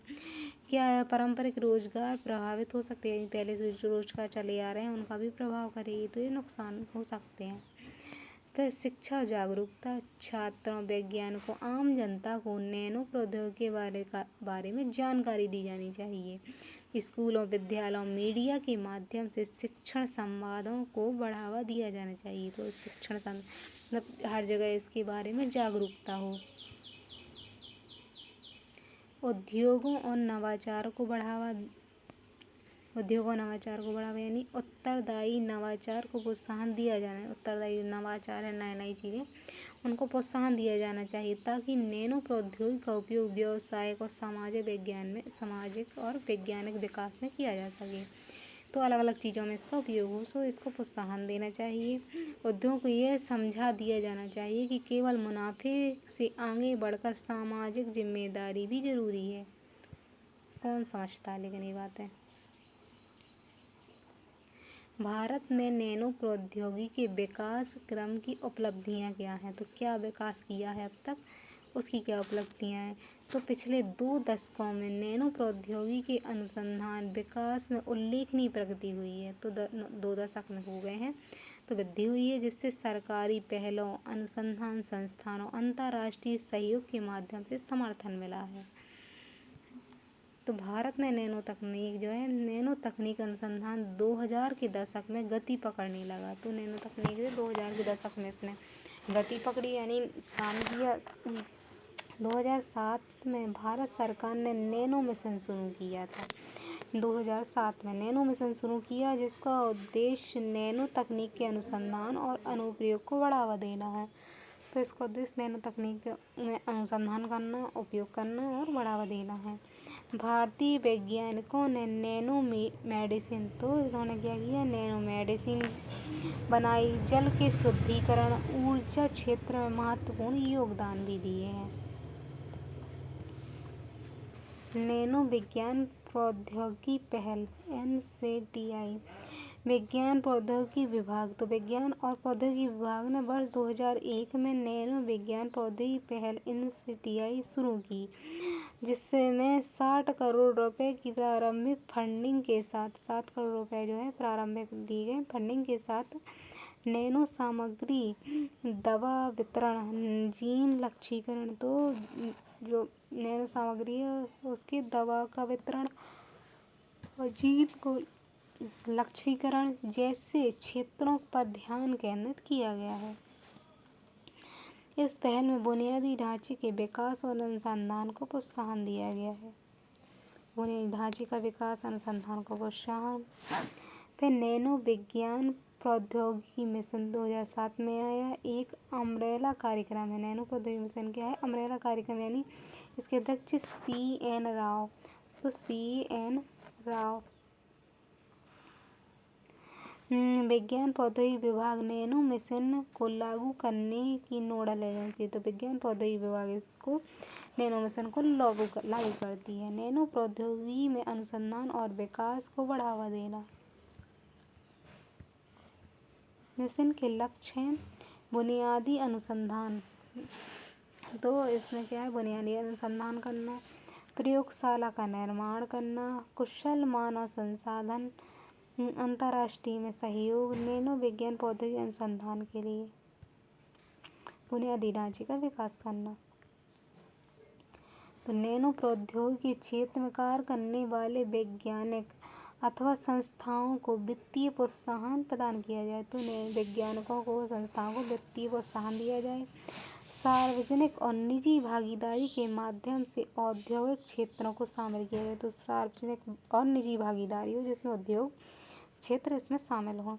अंतर्राष्ट्रीय सहयोग और मानव संसाधन विकास, अंतर्राष्ट्रीय का सहयोग हो और मानव संसाधनों का विकास भी हो।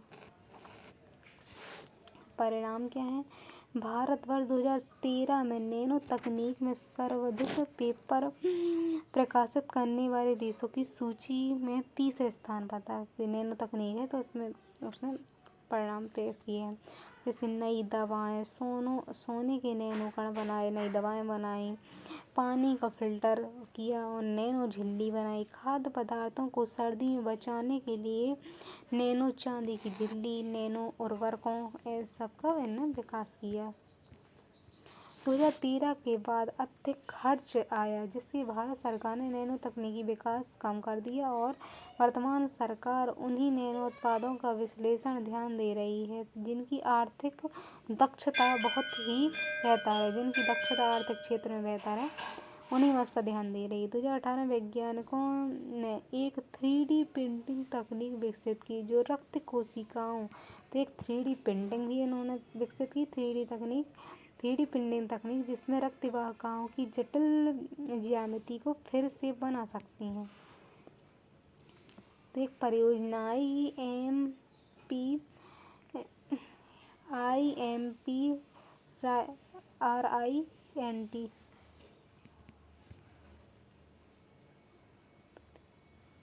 इम्प्रिंट इंडिया अनुसंधान, इम्प्रिंट इंडिया में अनुसंधान, नवाचार, प्रौद्योगिकी पर प्रभाव। तो अनुसंधान है, नवाचार है, प्रौद्योगिकी का पर प्रभाव। 2015 में इस परियोजना का पहला चरण आया। 2015 में पहला चरण प्रारंभ किया गया, जिसमें वर्ष 2018 में संशोधित रूप से परियोजना का दूसरा चरण प्रारंभ किया। तो 15 में पहला चरण, 2018 में दूसरा चरण। और इसका उद्देश्य विज्ञान, इंजीनियरिंग, प्रौद्योगिकी के माध्यम से राष्ट्र के विकास से जुड़े क्षेत्रों में शोधन और नवाचार को बढ़ावा देना है। परियोजना के लिए शिक्षा मंत्रालय यानी पूर्व में मानव संसाधन विकास मंत्रालय और विज्ञान प्रौद्योगिकी विभाग संयुक्त रूप से जिम्मेदार है। तो शिक्षा मंत्रालय है इसमें और विज्ञान प्रौद्योगिकी विभाग है, ये संयुक्त रूप से जिम्मेदार है इसके लिए। शिक्षा मंत्रालय मुख्य रूप से शैक्षणिक अनुसंधान संस्थान के साथ समन्वय करता है, तो शिक्षा के साथ इसको अनुसंधान को शामिल करेगा, जिससे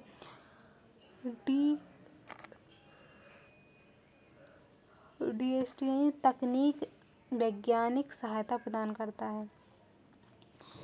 इम्प्रिंट 2 की नोडल एजेंसी भारतीय विज्ञान संस्थान ISC बेंगलुरु। तो इस 2 है जो इम्प्रिंट 2 इसकी नोडल एजेंसी क्या है? भारतीय विज्ञान संस्थान बेंगलुरु है।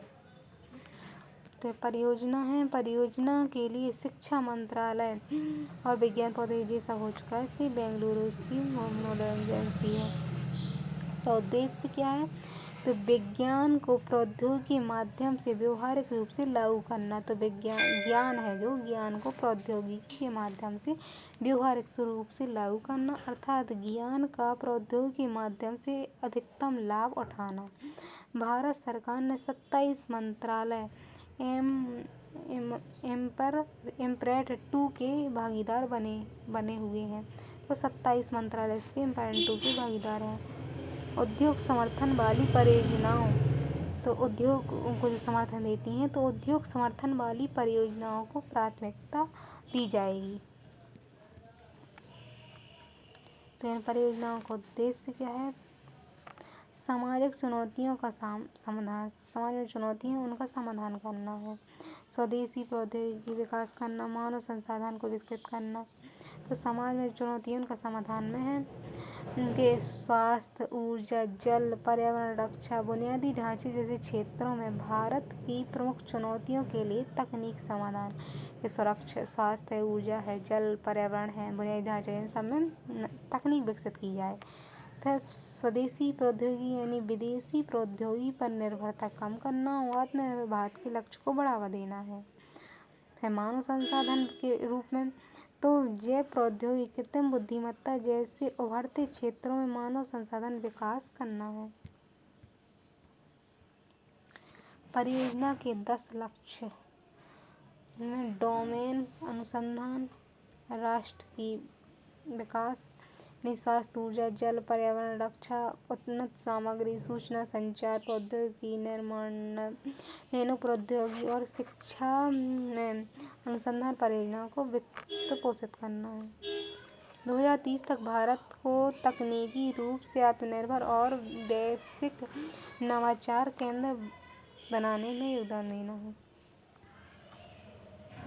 परियोजना के तहत क्या किया जाता है? तो इस परियोजना के तहत क्या किया जाता है? तो अनुसंधान परियोजना का चयन किया जाता है, वित्त पोषण किया जाता है और नैनो प्रौद्योगिकी का विशेष ध्यान दिया जाता है। सामाजिक और राष्ट्रीय महत्व के क्षेत्र में अनुसंधान प्रस्तावों को आमंत्रित करना और उनका मूल्यांकन करना।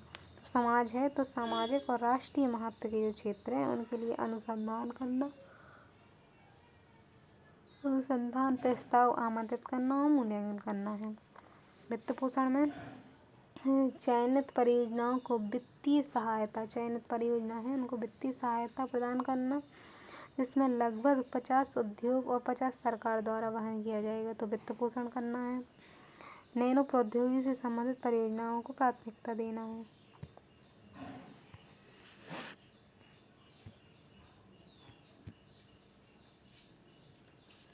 नैनो प्रौद्योगिकी संबंधित भारतीय संस्थान विज्ञान, नैनो प्रौद्योगिकी के संबंधित भारतीय संस्थान और विज्ञान,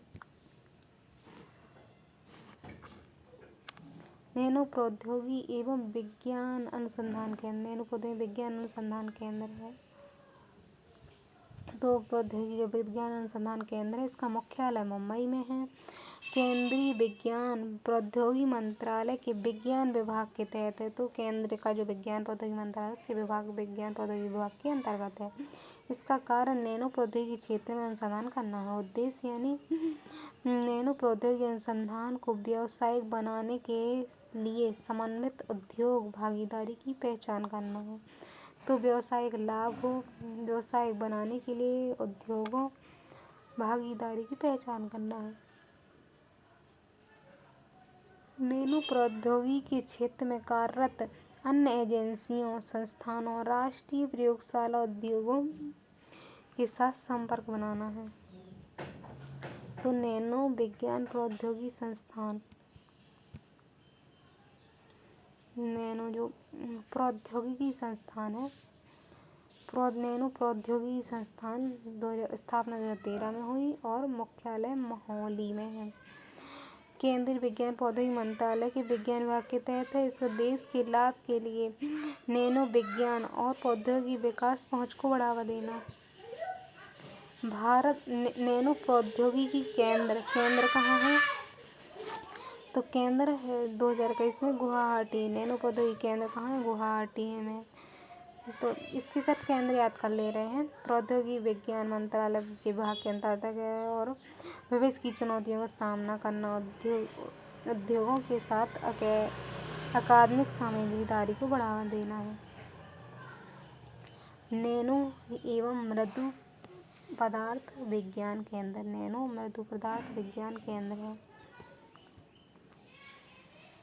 तो नैनो मृदु पदार्थ विज्ञान केंद्र, मृदु पदार्थ विज्ञान केंद्र बेंगलुरु में है और प्रारंभिक नाम इसका लिक्विड क्रिस्टल रिसर्च सेंटर था। वर्तमान में 2003 में वर्तमान नाम दे दिया गया। केंद्रीय विज्ञान प्रौद्योगिकी मंत्रालय विज्ञान विभाग के अंतर्गत दिया गया है। विभिन्न प्रकार के धातु का सेमीकंडक्टर जो होते हैं, नैनो स्ट्रक्चर, लिक्विड क्रिस्टल जैसे जेल, मेम्ब्रेन, हाइब्रिड सामग्री का अनुसंधान करते हैं। तो बहुत सारे संस्थान इसी तरह हैं। लिक्विड जो सेंटर है, लिक्विड क्रिस्टल सेंटर मुख्यालय बेंगलुरु में है। CN राव, ये CN राव है, वैज्ञानिक CN राव, नैनो प्रौद्योगिकी संबंधित CN राव। तो नागेश रामचंद्र राव चिंतामणि, नागेश चंद्र राव इनका नाम है। नागेश चिंतामणि रामचंद्र राव इनका फुल नाम है। 1934 में इनका जन्म हुआ। प्रधानमंत्री के वैज्ञानिक सलाहकार परिषद के प्रमुख है वर्तमान में। 1974 में पद्मश्री, फिर उन्हें 85 में पद्म भूषण और 2013 में भारत रत्न दिया गया है। यानी CV रमन, APJ अब्दुल कलाम और स्वामी रामन जो कृषि में क्षेत्र में थे, उनके बाद है ना भारत रत्न से सम्मानित तीसरे चौथे व्यक्ति हैं ये। MS स्वामीनाथन को भी तो मिला था, तो चौथे व्यक्ति हैं जिन्हें नोबेल पुरस्कार मिला है। Nano tube graphene nano material के विश्लेषण शोधकार किए हैं। पदार्थ के गुण, आणविक संरचना के बुनियादी समझ विकसित करने में हम शोध किए हैं। इसके अलावा केंद्र में निरंतर नैनो प्रौद्योगिकी दिशा में अनुसंधान कर रहे हैं। Jawaharlal Nehru centre for advance scientific research Bengaluru में है। राष्ट्रीय रसायन प्रयोगशाला, रसायन के संबंध में प्रयोगशाला पुणे में है। तो इस तरह ये क्वेश्चन थे।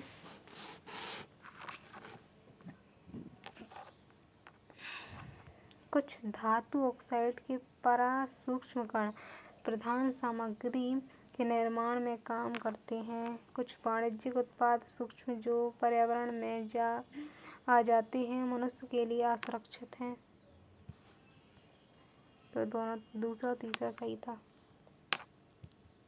असुरक्षित भी हो सकते हैं। फिर क्वेश्चन था कि नैनो टेक्नोलॉजी के उपयोग के संदर्भ में स्वास्थ्य के क्षेत्र में नैनो टेक्नोलॉजी, तो नैनो टेक्नोलॉजी द्वारा लक्षित औषधि प्रदान करना, यानी टारगेट जहाँ होता है वही दवाई पहुँचाते हैं, तो संभव है, सही है।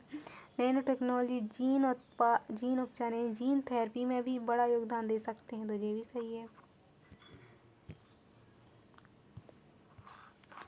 फिर क्वेश्चन था कि विभिन्न उत्पाद विनिर्माण में उपयोग द्वारा प्रयुक्त होने वाले रसायन तत्वों के नैनो कणों के बारे में चिंता है क्यों?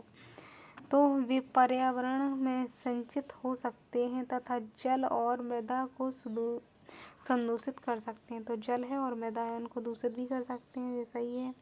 वे खाद्य श्रृंखला में प्रविष्ट हो सकते हैं। वे मुक्त मूलकों के उत्पादन में विमोचन कर सकते हैं। स्वस्थ रहने का आयुष आता।